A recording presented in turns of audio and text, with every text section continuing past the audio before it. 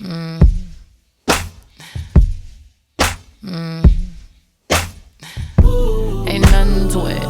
Okay, question number one is, what is your type? So I don't necessarily think I have a type. I think I'm kind of all over the place now. Type, job, independent, alpha male. Because I can't do men who just don't know how to run shit. You got to be able to shut me down a little bit.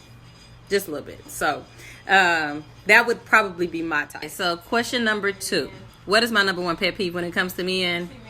I don't like men who don't keep their word. Like, don't tell me or volunteer to do something for me, for my kids, in any space, and don't keep your word. Because that will completely piss me off. It'll piss me off to the point that I will never talk to you again.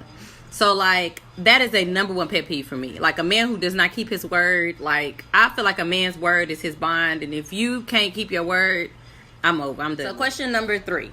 Have I had men in my DMs since the podcast started?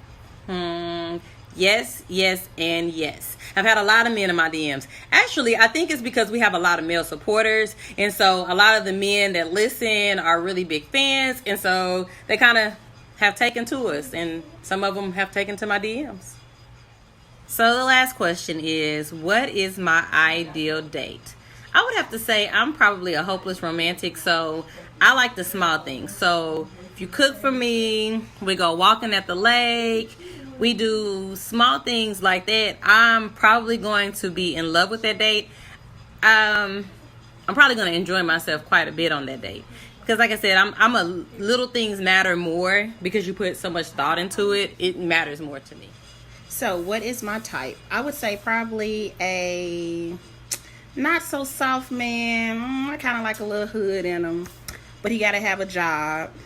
He does have to be an alpha male because, again, I do need somebody that's going to kind of make me be where, kind of tell me to be quiet if I need to be quiet every once in a while, because I can be kind of a little controlling.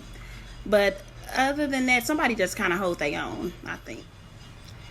Okay, so my number one pet peeve with a man would be a man that does not hold his own. Like, I cannot stand for a man to be laid up at home if I'm at work all day and he ain't doing shit. Like, he ain't got no job. He need to drive my car.